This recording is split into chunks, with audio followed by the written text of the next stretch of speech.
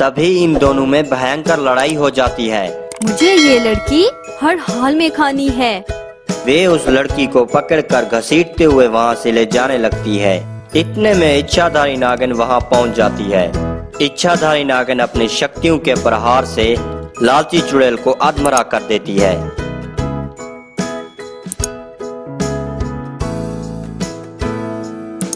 दूर एक गांव में एक गरीब किसान की औरत को 2 बच्चे हो जाते हैं, जिनमें से एक लड़का और दूसरी लड़की हो जाती है। औरत का पति बोलता है,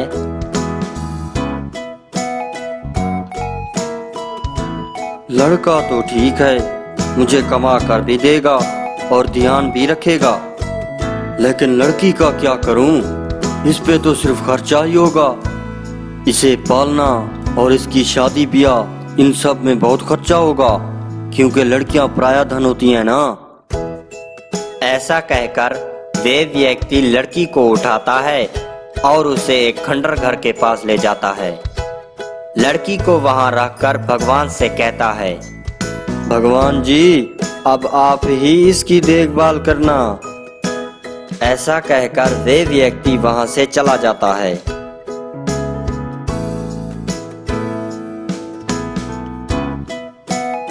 और जिस दरवाजे के करीब उसने लड़की को रखा था, वे एक जादुई दरवाजा होता है और उस दरवाजे के उस पार एक नागलोक होता है और वे छोटी लड़की नागलोक में पड़ी हुई होती है। इच्छाधारी नागिन को बच्ची की रोती हुई आवाज सुनाई देती है और वे कहती है, अरे ये कौन रो रहा है? देख कर आती हूँ।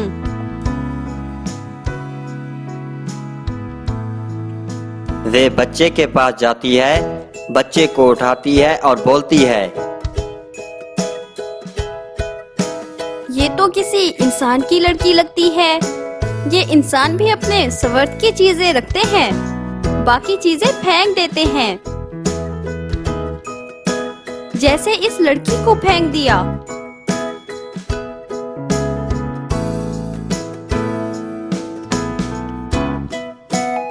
ऐसा कहकर इच्छाधारी नागिन जादू से दूध की एक बोतल बनाती है। चलो, बहुत प्यारी बच्ची है, मैं इसे पाल लूंगी। क्योंकि इच्छाधारी नागिन का कोई बच्चा नहीं होता, वे इसे पाकर बहुत खुश हो जाती है। इतने में एक चुड़ैल और उसका साथी वहां आ जाता है और चुड़ैल कहती है,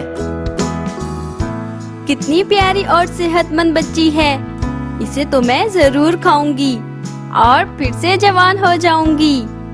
मुझे दे दो ये बच्ची। मैं ये तुम्हें नहीं दूंगी, ये मेरी बच्ची है। ये तुम्हारी बच्ची नहीं है, इसे तो वो मनुष्य छोड़ कर गया था। अब इस पर मेरा अधिकार है, मैं इसे खाऊंगी। अब दे दो मुझे ये बच्ची जल्दी से।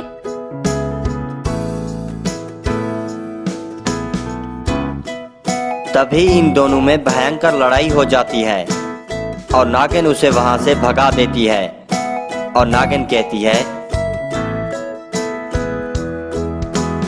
मैं इसे पढ़ाऊंगी, लिखाऊंगी और बहुत प्यार करूंगी। मैं इसे नागलोक में नहीं रख सकती, मुझे इसे लेकर काट धरती पर ही रहना पड़ेगा।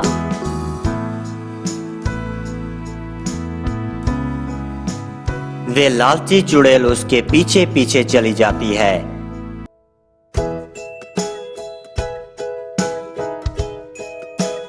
इच्छाधारी नागिन भेष बदलकर एक घर बना लेती है और उसमें रहने लगती है। और जैसे ही लड़की थोड़ी बड़ी हो जाती है, वे इसे स्कूल भेजना शुरू कर देती है।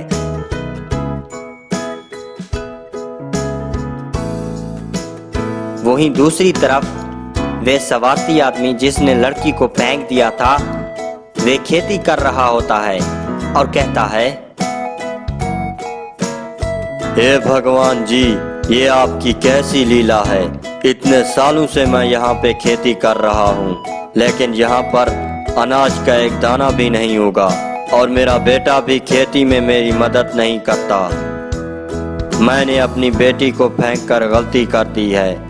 अगर आज वे मेरे पास होती तो वे मेरे काम में जरूर मेरा हाथ बटाती। और वे बहुत ज्यादा निराश होता है।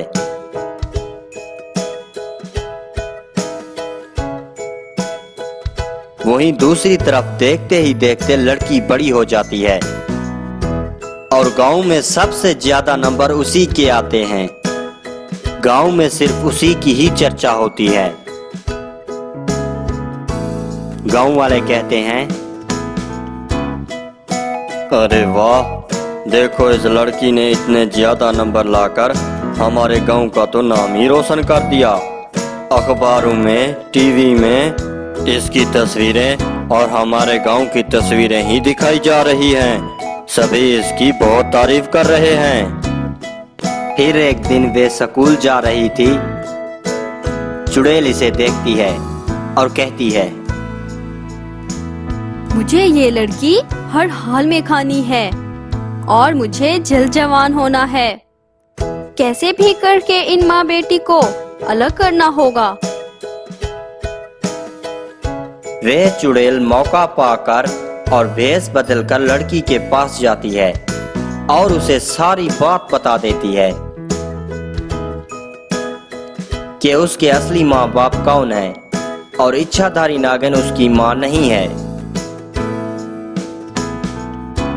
लड़की उदास हो जाती है और भागकर अपनी माँ के पास जाती है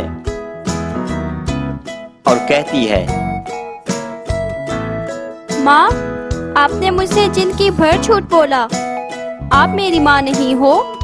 अब मुझे सब पता चल गया। मैं अब अपने असली माँ बाप के पास जा रही हूँ।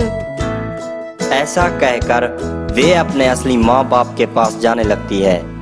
उसे अपने से दूर होता देखकर इच्छाधारी नागिन बहुत उदास होती है।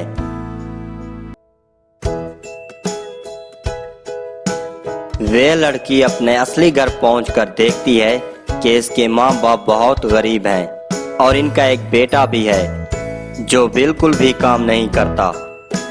इतने में चुड़ैल वहां आ जाती है और कहती है, अब आएगा मजा। अब तो इसकी माँ भी नहीं है इसको बचाने के लिए।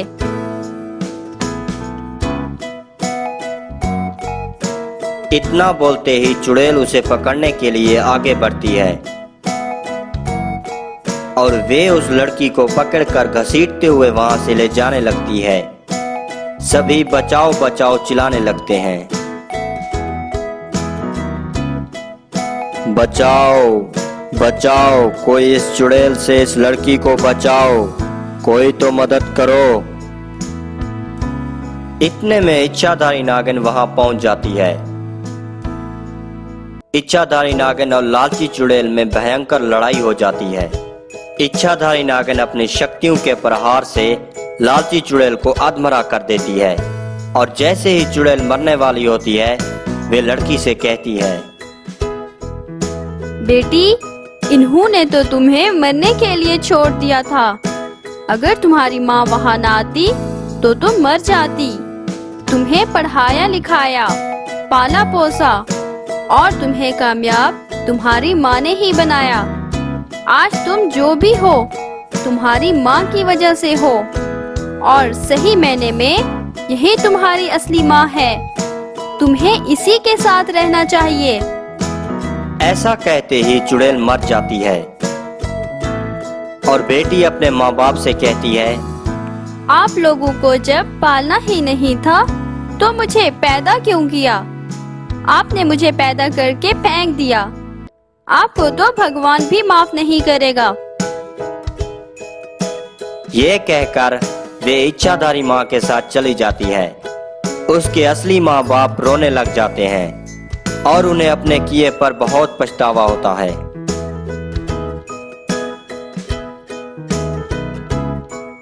अरे भगवान, ये मैंने क्या कर दिया।